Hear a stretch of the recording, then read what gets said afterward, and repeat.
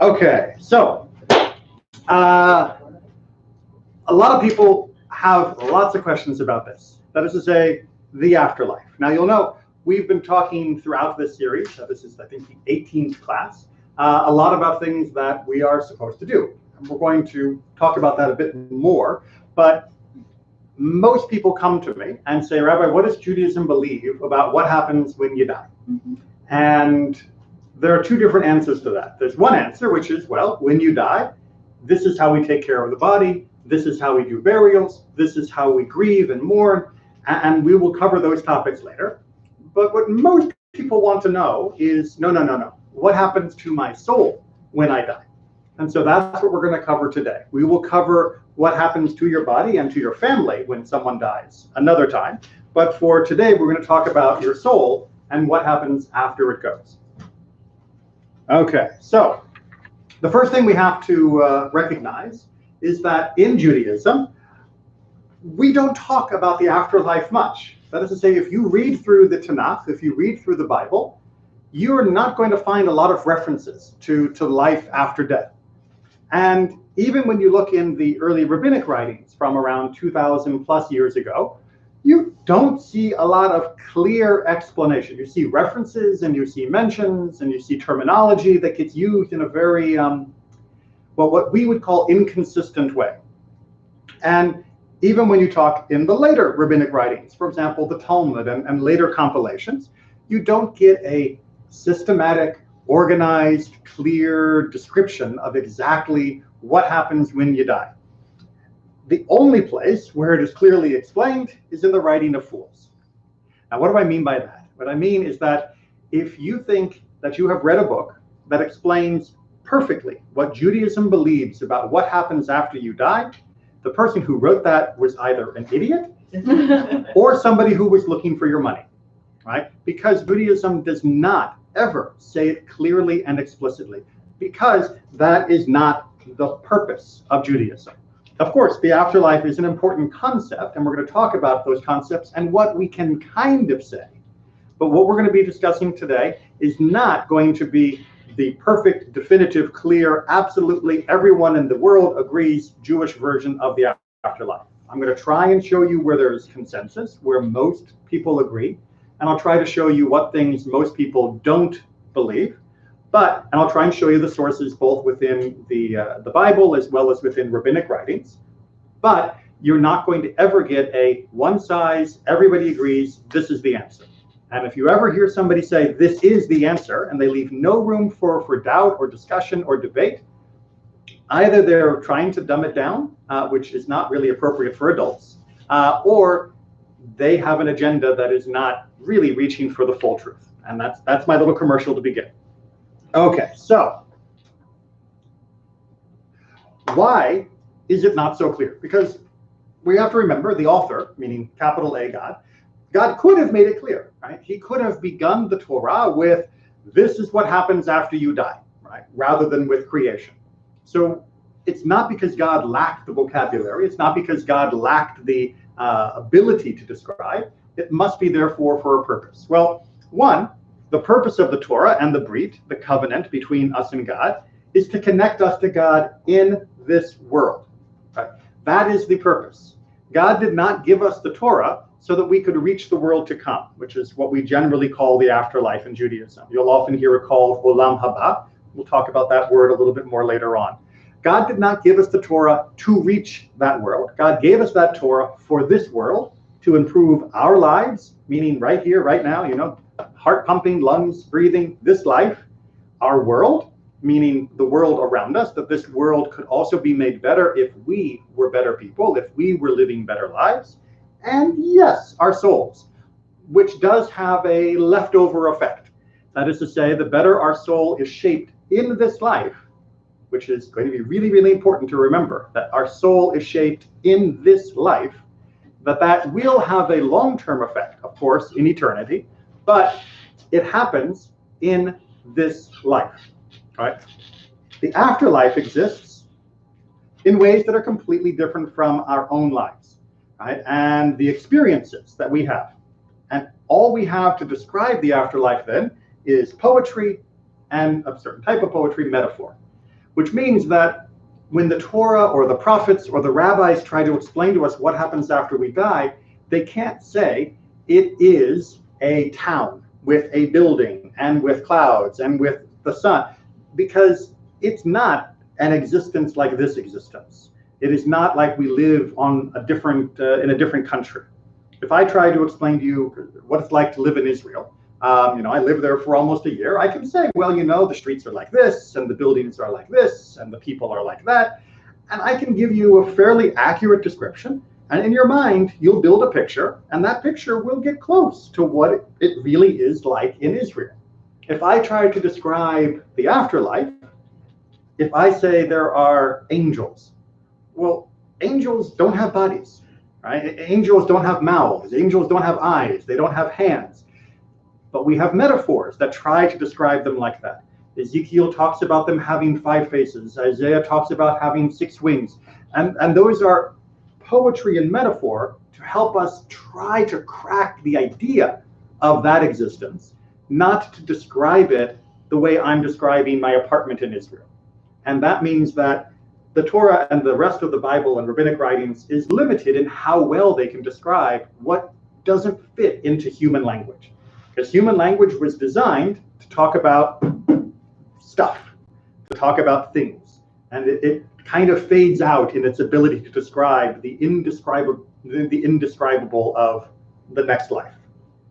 Okay? So that's why we're limited in what we can actually say, and why the Torah didn't spend so much time. Did it work? Yes. Okay. Shabbat 151b. This is from the Talmud. For a day-old infant, they desecrate Shabbat, which means if you have a 1-day-old baby, which in the ancient world, a 1-day-old baby was barely alive, because many, many babies, they didn't last more than a day. Nowadays, we almost take for granted that a newborn has a very good chance of living all the way till being 90 years old. Back then, a newborn, you were lucky if it made it to 30 days old. So a 1-day-old baby, they're talking about a baby that's like barely alive. It might as well be almost dead, because the chances of it surviving are not great.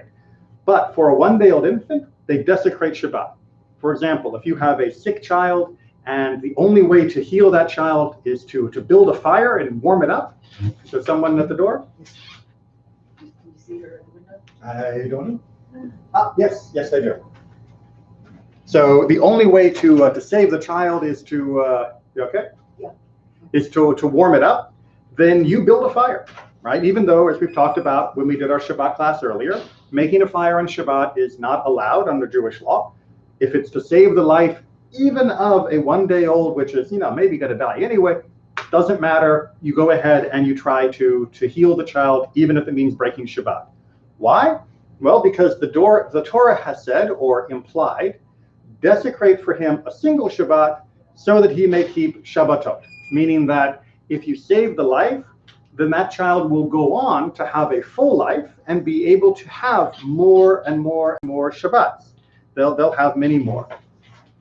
King David, on the other hand, king of Israel, in death, they don't desecrate Shabbat, meaning that if the king died on Shabbat, you don't begin any of the preparations necessary that would violate Shabbat. You wait until Shabbat's done. He just lies there in bed, waiting until after Havdalah, the end of Shabbat, and then we take care of him. But you would think, he's King David, right? The most honored king ever, the person we all respect and adore. How could I wait? How could I dishonor him by delaying? Because Shabbat is more important than taking care of the needs of the dead. Right? And that's the important part. Why? Because what's the difference between the living and the dead? Once a person dies, the religious duties, the mitzvot, the commandments, no longer take effect for him. Right? Dead men do no commandments. And that matters. That is in line with what Rabbi Yochanan said, free among the dead, from Psalms 88:6. When a person dies, he is free of religious duties. You no longer can do a mitzvah. Once you are dead, you cannot fulfill a commandment. Right? The souls, once they are freed from this body, they can't do commandments anymore. You can't wear a talit. You can't wear tefillin. You can't keep kosher. You can't be honest in your business. You can't return lost properties. You can't love your neighbor as yourself, because you're not a physical creature anymore. The commandments are for this world and this life, and that's where we get to do them. And once you're dead, it's no longer an option. This same issue is why, if you're part of the Chevra Kadisha, which is the group of Jews who volunteer to take care of those people that are dead and who will clean them and prepare them for burial, while they are in the room with the dead person, they are not allowed to do any other mitzvah than take care of the dead person. Because if they do another mitzvah, let's say they want to study some Torah, they want to send tzedakah to somebody in need, they want to tie tzitzit on a talit, because they're not doing anything else. Maybe they think they've got free time. You're not allowed to do it in the same room, because it's almost like you're making fun of the dead person, saying you're dead and you can't do mitzvahs, but I still can because I'm alive, because hey, I get to do. That's not the right kind of attitude you want to have. You should respect that this person no longer has a chance to do any of the commandments, right? Life is for the living. The commandments are for the living. The afterlife, we don't do them anymore. Therefore, the Torah is for the living, and it's for how to live, not about after our death. So what things do we agree, though, about the afterlife? Even though it's not the focus of Judaism, we do have some agreement. So one thing that we agree with is that there is definitely judgment after life or death, that there is definitely some assessment of, did you do good? Did you do bad? There is also definitely what we would consider reward and punishment. We're going to see that there are differences of how that might happen, of what the mechanics are of reward and punishment, but that good things are rewarded and bad things are punished, that there is general agreement on. And we also believe that there is life after death. Now, again, the mechanics of that, if you're imagining yourself living in a small village on a cloud, probably not the right way to imagine this. But if you're imagining that the soul that makes you, has some continued existence, which is very different from this world, that there is general agreement on what that is. Exactly how and what it's like, that we can still debate and discuss. So these are the three main areas that there's agreement, and I'm going to go into each of them in turn. But we good so far? Yes. Okay. So, judgment. Well, everybody agrees God is judge of all the world, right? The Tanakh, the Bible, says this almost on every page in one form or another. So that generally people agree that God judges the world. God cares whether people do right or whether people do wrong. This was a big change from many of the ancient philosophers like Aristotle, which believed that the creator God didn't care or even wasn't really aware of what was happening on the world level, right? God was so far beyond us that, whatever humans were doing was beneath God's notice. We say no, God notices and God cares. So our behavior matters in God's eyes. All that lives is expected to follow the laws of God, therefore. Right? Now, there are differences, and we've talked about this a little, and we'll talk about it more, between what we think as a Jewish person is expected of us, and if you're not Jewish, what's expected of you. But we do believe that everyone who lives, that there are at least a minimum set of expectations of what you need to live, and that life needs to be lived in a way that flows with what God wants from the world. Make sense so far?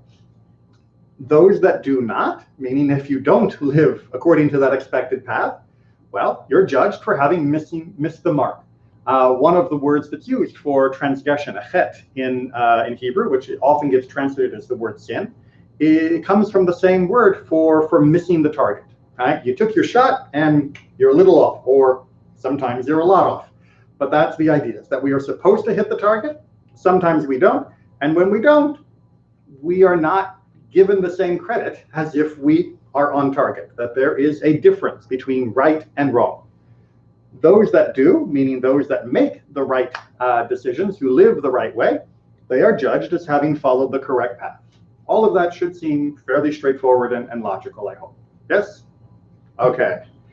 So then, if there is judgment of good and judgment of wrong, it's not just because God wants to keep a great book. It's because there is going to be reward and punishment that goes along with the good being rewarded and the bad being punished. So throughout the Tanakh, the main idea is that the good we do will lead to benefit in this life.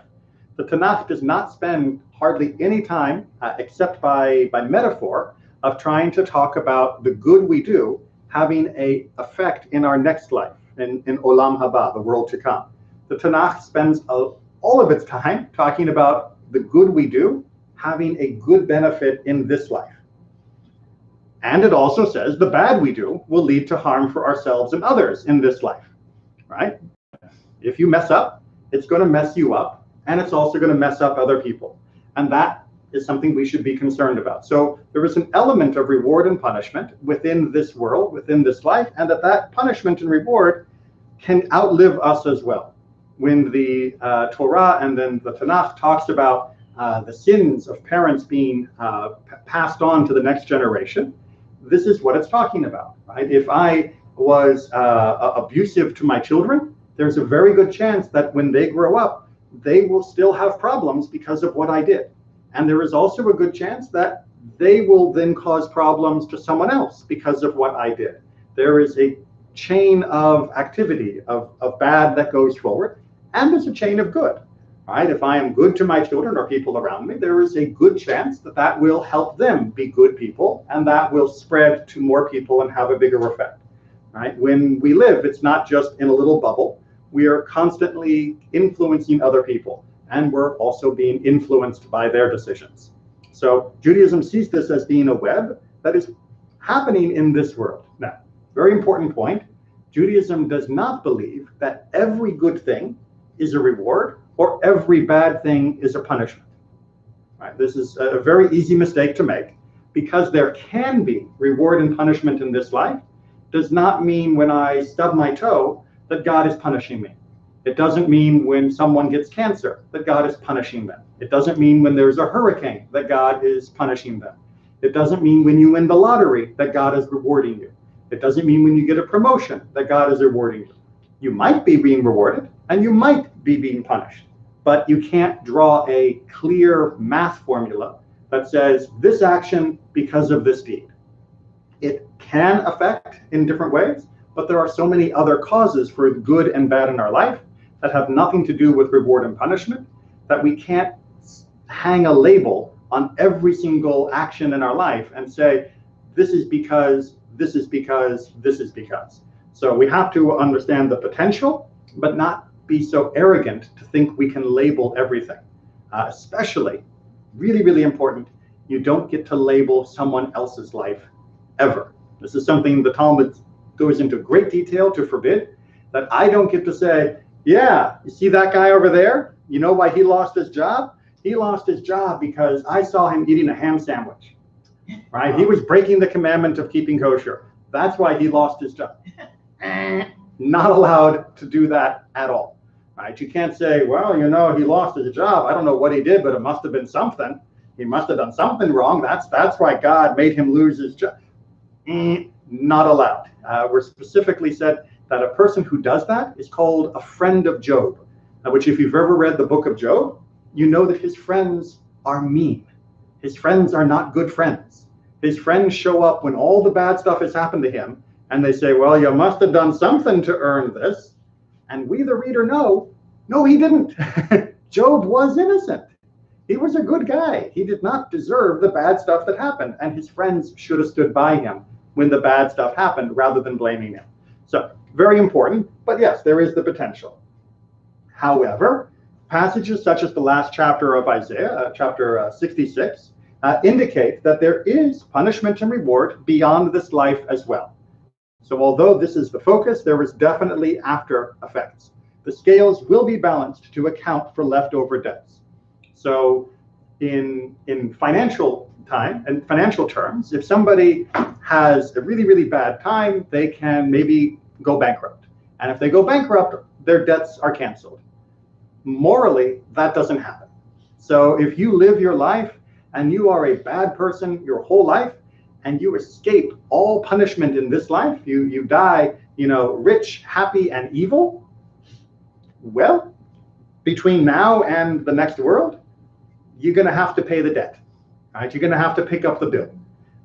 Just because you got out of this life without ever paying for it, that doesn't mean you got away free. It just means you pushed the bill down the road and you're going to pay it after this life. And we'll talk about how that works in a few minutes. But we good so far? Good. Okay, so Gehenna, Gehinnom, or as is often referred to as hell. You'll often hear people say Judaism doesn't believe in hell, or you'll hear people say Judaism calls hell Gehenna or Gehinnom. Both sentences are wrong.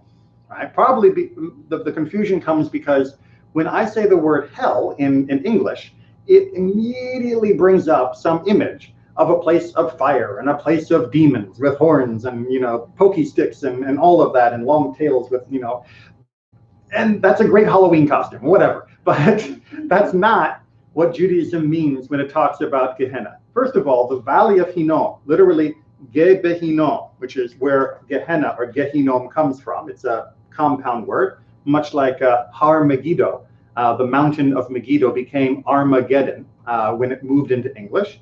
Right? Gehinnom, Ge-Behinnom, is near Jerusalem. And that site, the valley of Hinnom, was used for the rites of Molech.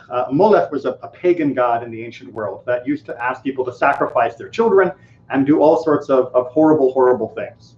You can read about that in 2 Chronicles 28 and 38, and also 2 Kings 23.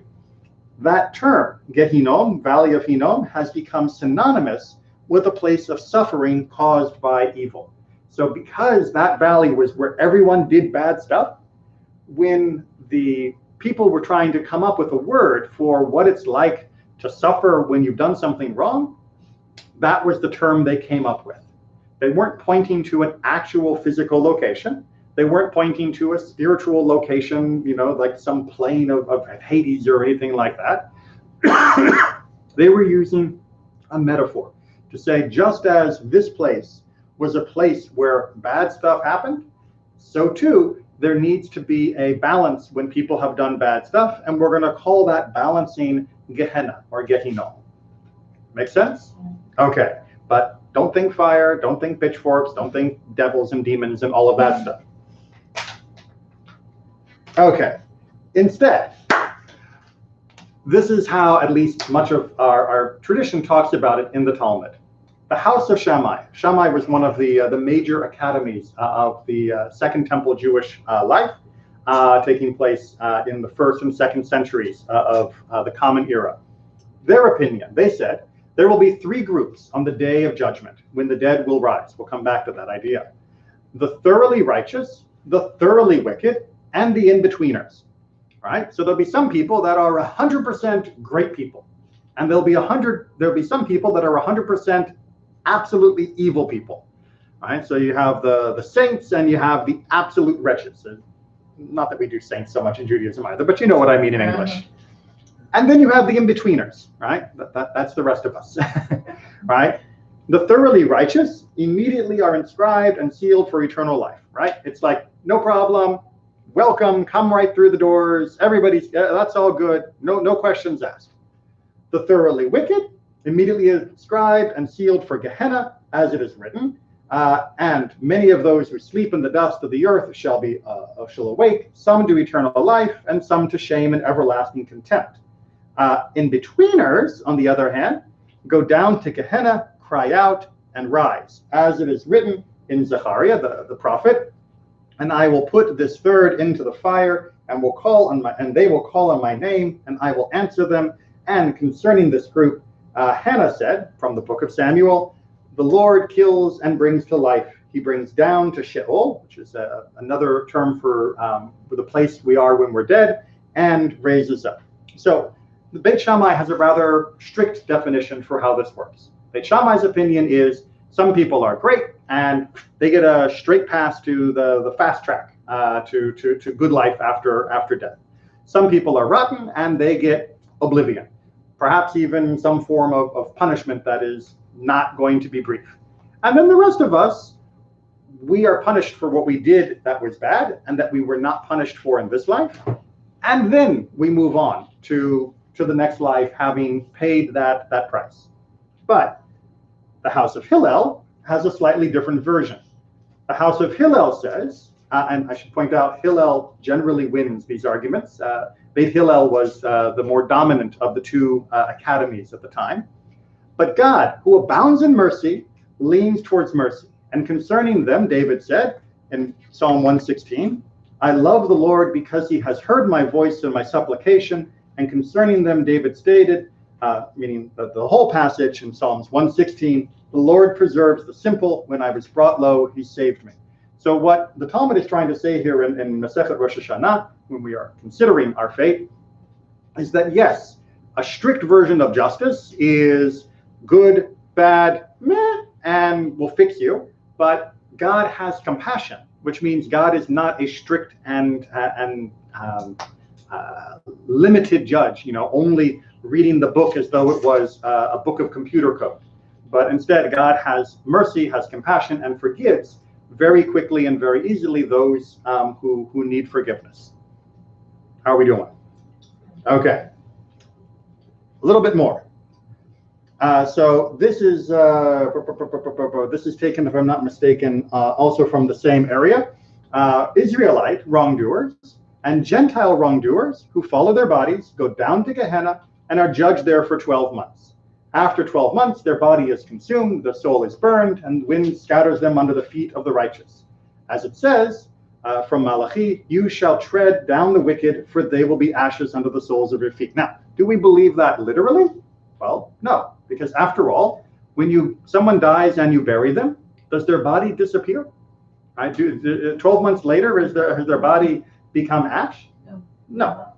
So what is this trying to say? It's trying to say that those that are wrongdoers, again, this means 100% rotten, the Hitlers of the world, if you will. But those people, they and their physical impact on the world will eventually be turned to dust, as the world eventually is able to overturn all that they did. Right? That they will not have a lasting impact in this world. That this world will not belong to the wicked after they are gone. That they are dust in the scope of history.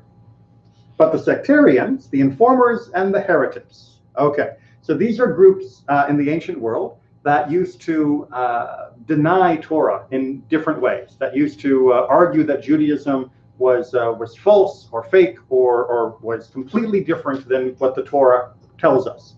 So these groups, the ones who denied Torah, who denied the resurrection of the dead, meaning this life after death, and who separated themselves from the ways of the community, they didn't even participate in communal life, who tyrannized the land of the living, right? They were quite evil to everyone around them, and who sinned and caused many others to sin, such as Jeroboam, the son of Nebat, and his associates.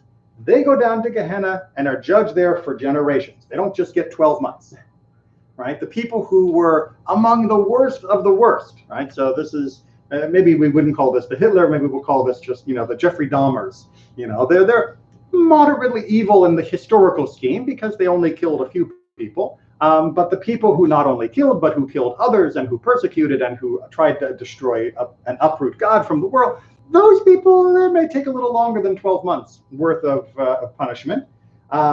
They are judged for generations, as it says in Isaiah 66, and they shall go forth and look up on the dead bodies of the men that have rebelled against me, meaning God, for their worm shall not die, their fire shall not be quenched. All right, sounds a little permanent. Sounds a little long-lasting. All right, so how do we handle that? Well, even where some of our sources seem to indicate eternal or long-lasting punishment, we have to remember, one, that other texts use time in Gehinnom as a way of emphasizing sin. So, for example, it will say that murderers and adulterers and people that embarrass other people go down into Gehinnom forever. Do you think that the rabbis actually believe that somebody who causes embarrassment to another person in public goes and is suffering eternal punishment? Really? That would be like everybody, because at some point or another, just about everyone has made that mistake, right? Instead, what is happening, just to make sure I didn't say this explicitly, what's happening is they use this as a way of emphasizing. It's basically like saying, if you think that shaming somebody is not a big deal, you should imagine that shaming someone would be just as bad as adultery or murder. Don't think of embarrassing another person as being just a light deal. right? It is a major, major problem, and one that you should protect yourself from. The same way that you would never dream of murdering someone, you should never dream of embarrassing someone in public, right? Or private, but embarrassment usually happens more in public. 2, in Sanhedrin, in the Talmud, only very specific individuals are singled out for this punishment. Again, perhaps as emphasis. We saw Jeroboam mentioned. We find Menashe, the most wicked king that was in the kingdom of Judah, mentioned. We find a few people that were among the worst of the worst that get mentioned. And the rabbis debate over who is the biggest baddie, at least up to their time in history. And when they talk about eternal or long time in Gehinnom, what they're trying to say is this is the example of what is bad. It's much like nowadays where we have what's called Godwin's law. Godwin's law is an internet law. It's not like a law like the government law. It's more like a tendency that the idea is that the longer any discussion continues online, the more likely someone will mention Hitler.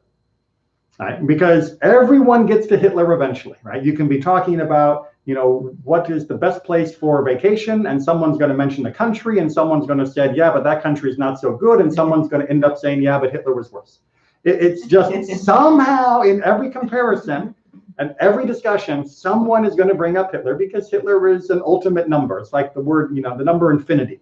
So people are going to use this as an ultimate comparison at some point in every conversation. And so too, in Jewish Judaism, long before we had a Hitler, we had other people that were very, very bad. And they would get mentioned as being very, very bad. And how do you say they're worse than normal? How do you say they're worse than just your average person? You talk about them going to Gehinnom for a longer than average time period. Does that mean they literally experienced longer? Well, probably not. But it does mean that it was a way of emphasizing that they were exceptionally wicked.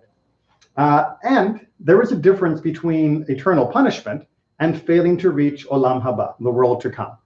This is something that often falls in between the cracks, and there is much debate about this. But many of our sages and commentators over the last couple thousand years say that, yes, there are some people who are punished and then move on to Olam Haba, some people that are perfect and don't need any correction at all. But there are others who are completely and totally bad, and after they have been punished and paid their debt, they just cease to be. Their soul doesn't move on at all, right? That's literally oblivion, literally the void. They're not tortured and punished forever. They are punished for their crimes, and then they simply are erased from the universe. And that's it. We don't need to talk about them anymore. We don't need to make them suffer anymore. They have paid their crime, but they don't get to move on. But that's debated. Not everybody agrees on that particular view. So what do we mean when we talk about life after death? What do we mean when we talk about this next level of existence? Well, there are quite a few texts in the Tanakh that clearly support there is something, right? However, it's not really clear what that is going to be like. So for example, in Genesis, this was the total span of Abraham's life, 175 years. And Abraham breathed his last, dying at a good ripe age, old and contented, and he was gathered to his kin. Where was Abraham buried? Famously? The cave of Machpelah. Right, the cave of Machpelah is in the land of Israel. Where was Abraham from? Was he from Israel? Was he born in Israel? No. Very famously again, Lech Lecha, you will go to a new land, not the land of your fathers, not the land of your family. How can he be gathered to his kin physically if he's buried in a country that is very far from his birthplace and very far from Haran, where even his father had passed away? He cannot be said to be gathered to his people unless we're talking about his spirit being reconnected with his family, not physically, but spiritually after death. Right? That there has to be some continued existence in order for being gathered to his skin to make sense. So too, also in Genesis, these were the years of the life of Ishmael, 137 years. Then he breathed his last and died and was gathered to his kin. Right? Ishmael, the firstborn of Abraham, but not the firstborn of Sarah. When he dies, he is gathered to his kin.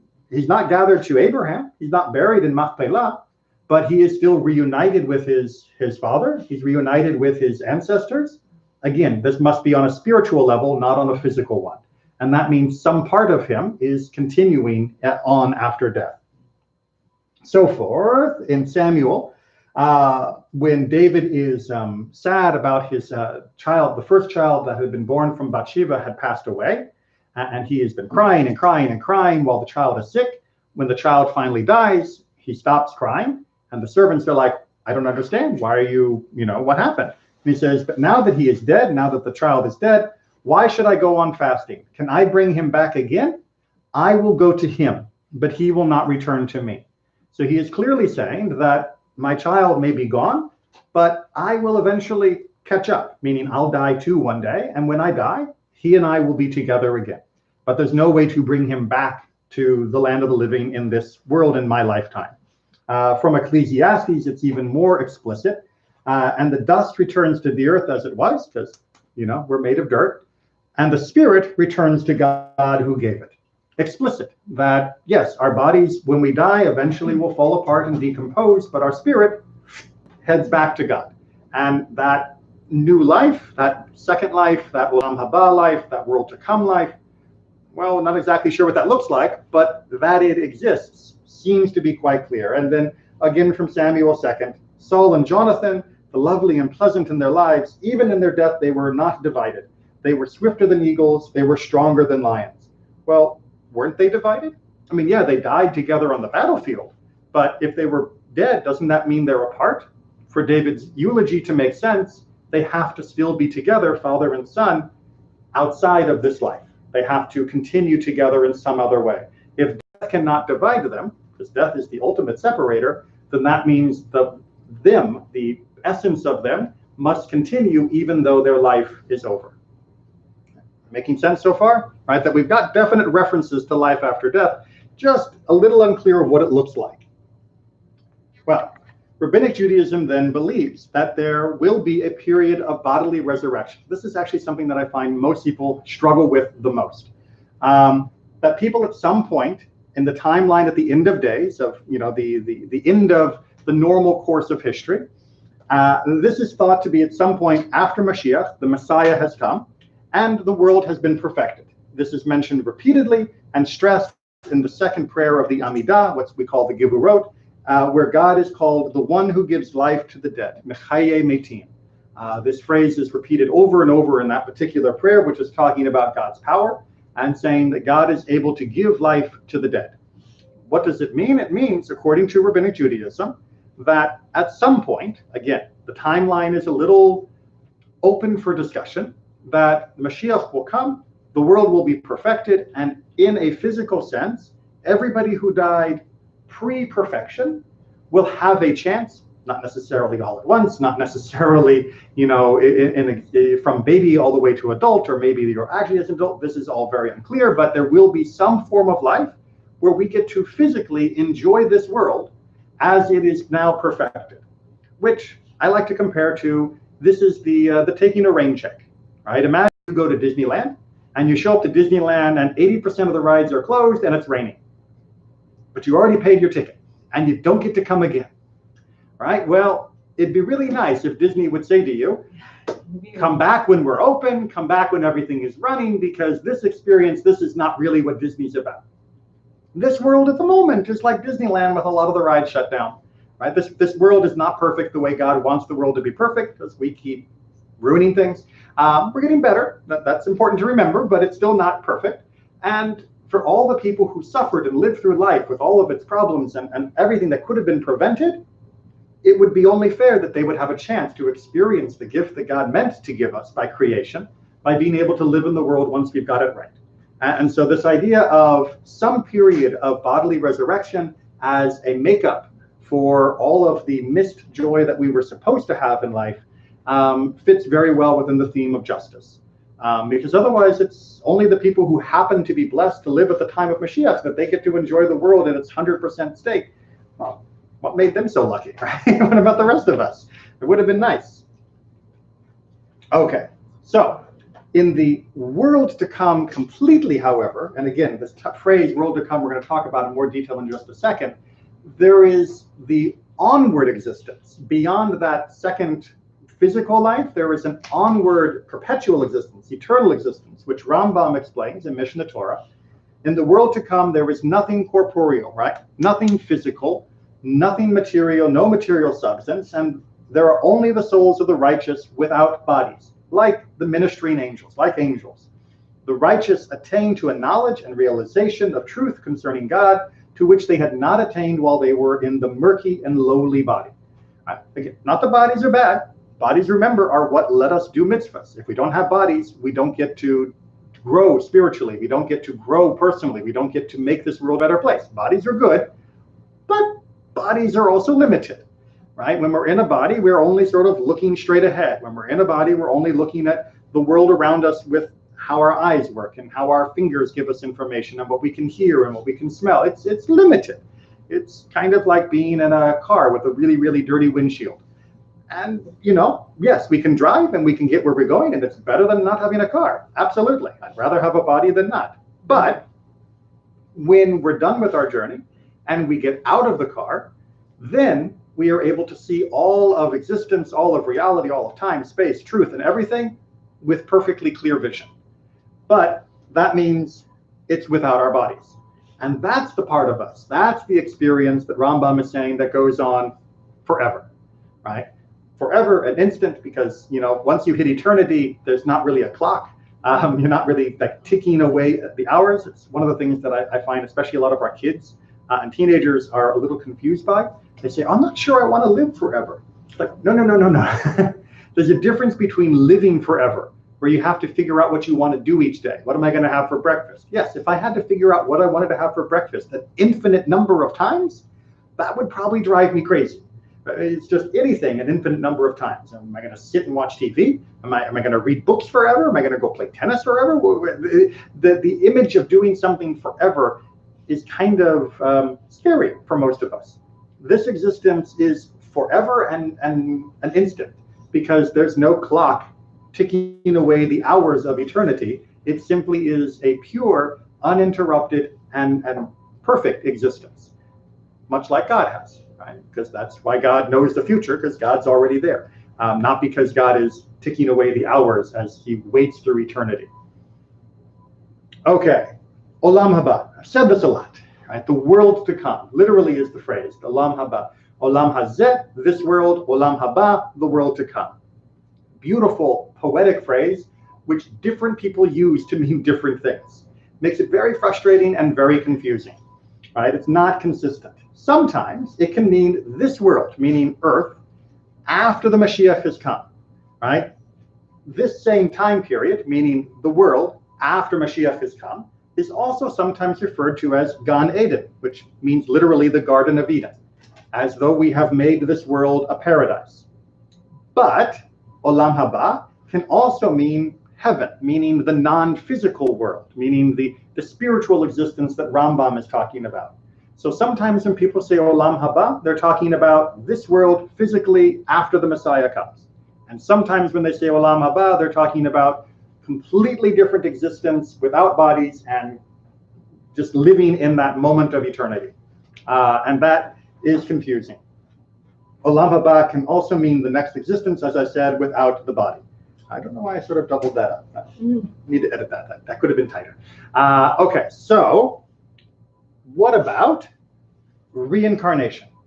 Well, reincarnation is now being taught by some Jewish groups, and it is rather new. And by new, I mean only a couple hundred years old. Traditionally, historically, within both the Tanakh, as well as within rabbinic literature, as well as within all the literature of all the rabbis for most of the last 2,000 years, there was no such idea as reincarnation. But it caught on, and it became popular in just a few fringe groups. And some of those fringe groups now have an outsized presence in the Jewish public face. And so people suddenly think that reincarnation is totally normal. It is not.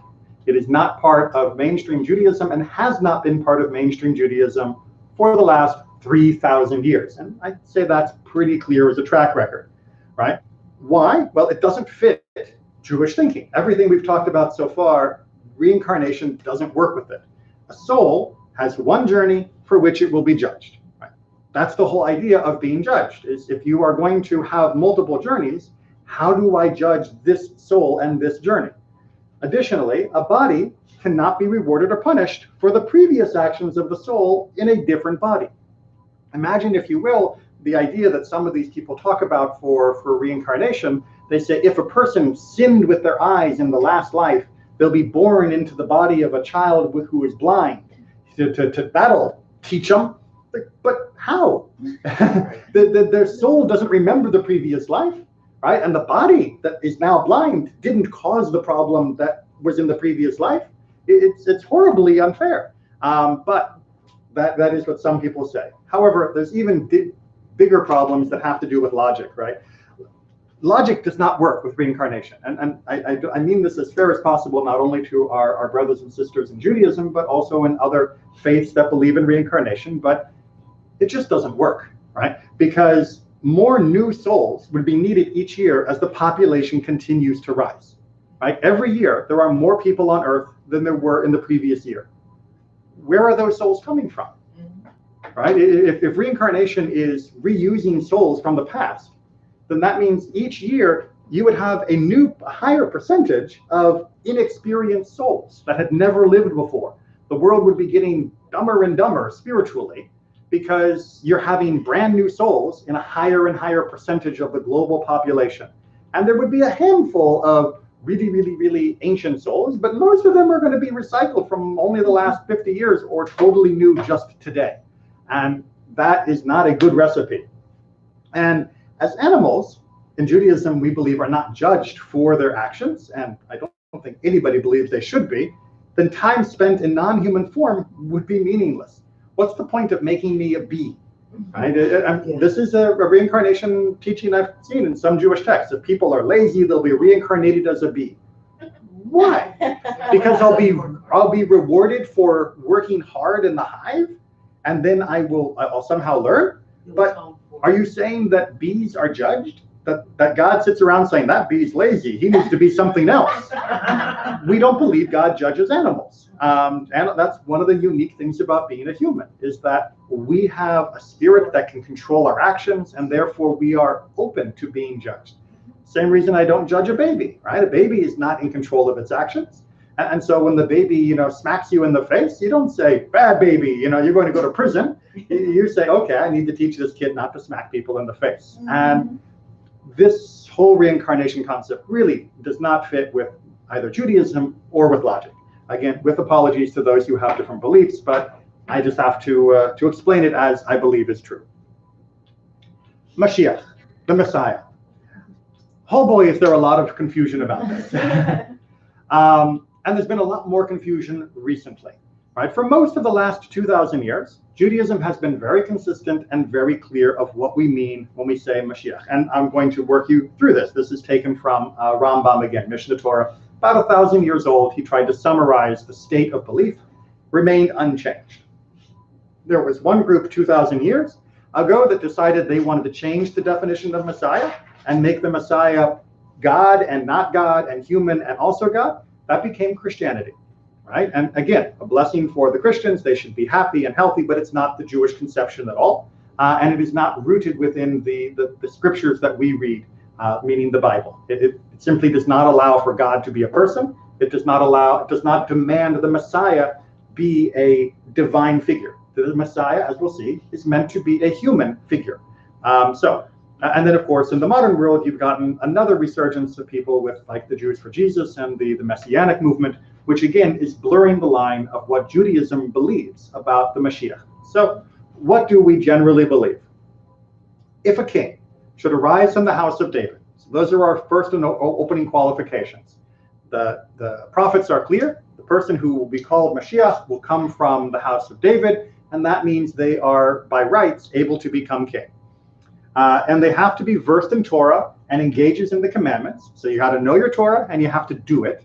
Right? Just memorizing the book is not enough. You have to be living a good Jewish life, as did David, his forefather, in accordance with both the written and oral Torahs. You have to be following Judaism as Judaism is meant to be followed.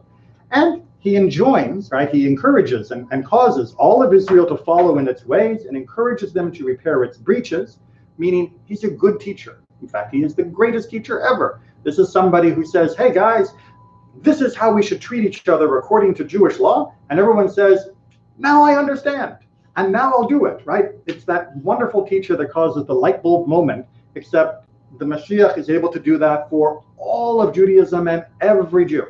That's why just because you had a really good teacher in your Sunday school when you were a little kid, not the Mashiach, not the Messiah, just a good teacher, this one will be able to do it for everyone, everywhere, 100%. Everyone gets 100% on the quiz.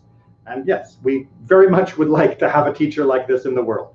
But in addition to that, he fights the wars of God, meaning that he mobilizes the people to fight literally against the forces of evil, because there will be some, even with all of the evidence the Mashiach has of what is the right way to go. Again, you'll notice no miracles, just good teaching.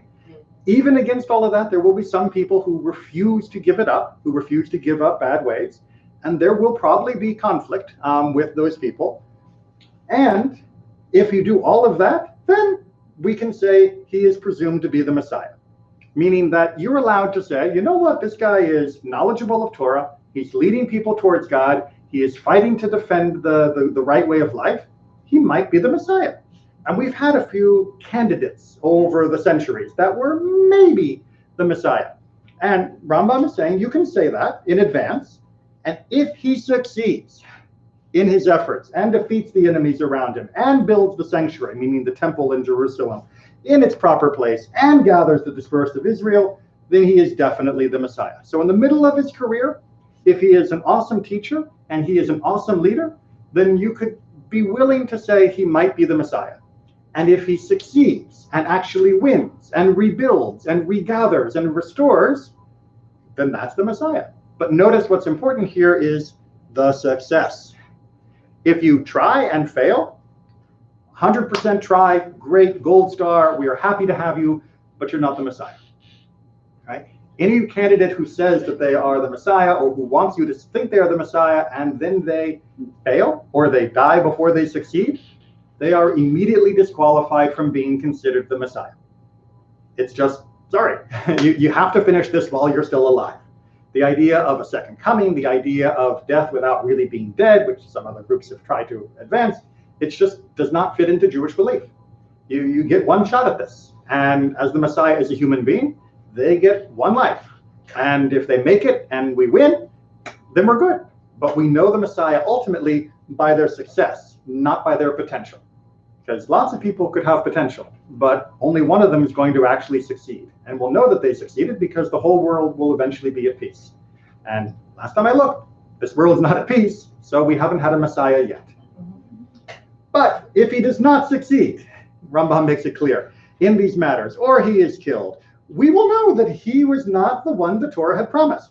He is merely to be considered like all the other exemplary and qualified kings of the house of David who have died, right? It's nice, yes, you were a great king, you did a good job, you're like Josiah, you're like Hezekiah, you're like David, wonderful, but you're not the Messiah, capital T, capital M. God set him up only to try the masses, as it says, and some of the wise will stumble to refine among them and to purify and to make white, even to the time of the end, for it is yet for the time appointed. Meaning from Daniel, meaning that there will also be some people who will look like likely candidates, and if you jump too quickly, then you're actually the one stumbling. Right? We are so eager for the Messiah to come, but we still have to be careful to only back people that are real likely candidates. And we have learned to be suspicious of pretenders because they more often than not cause horrible harm in among the people of Israel. We've had a few historically that have caused the deaths of thousands and the disappearance of thousands more. So we take it seriously when someone is acting like they want to be called Messiah. But what we'll actually do, there we go. Nonetheless, the thoughts of the creator of the world are beyond any man's understanding, for our ways are not his ways, and our thoughts are not his thoughts. And all the doings of Jesus of Nazareth and that of the Ishmaelite, meaning Muhammad, who came after him, are nothing but to pave the way for the King Messiah and prepare the entire world to worship God together. As it says, for then I will turn to the peoples a pure language, that they may all call upon the name of the Lord to serve him with one consent, from Zephaniah. So what is he saying here? He's saying Jesus wasn't the Messiah. Muhammad wasn't the Messiah, but they are helpful, meaning that through Christianity and through Islam, the idea that there is one God, the idea that there is a moral way to live, the idea that there is no room in the world for idolatry, that's reached the entire planet, and that's helpful. Right? That is preparing the ground for when the Mashiach does come. Those ideas will not seem so strange. They are sort of the advanced party trying to get the word out. Is the word exactly how we would put it? No. Is the word exactly what we think will be the ultimate state of the world? Definitely not. But is it still helpful to have more allies who are monotheists and who are trying to be moral? Yes, that is a big change, and it has improved the world immensely, even if they weren't the Messiah. And again, this is Rambam talking from 1,000 years ago. Said Samuel, the only difference, this is taken from the Talmud, the only difference between this age and the day of Messiah is Israel's subjugation to the kingdoms in the world alone. As it is said, for the poor shall never cease out of the land. So Samuel in the Talmud is a little bit pessimistic, optimistic. What he's trying to point out here is don't imagine that when the Messiah comes, that it's going to start raining food, that people are going to have wine coming out of their faucets in their sink.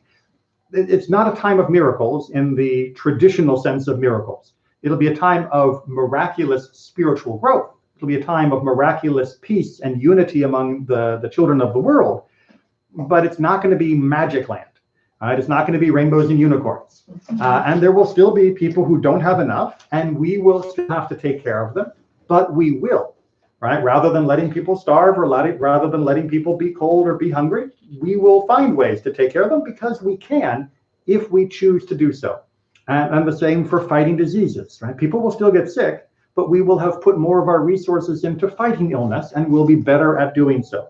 And the same thing for art and the same thing for literature and all the other glories of being a human. We will be able to do it so much better, and it will seem magical, but it's not any hocus pocus magic. It's just no subjugation, no oppression, no suffering that is caused by humans, and the suffering that comes from just happening to be made of flesh and blood, that we can fix, that we can advance our science and our knowledge and our sharing with each other to be able to overcome. Okay, let me just double check here. Hold on a second. Let me just see. You know what? We'll probably leave it there because there's more that we could say.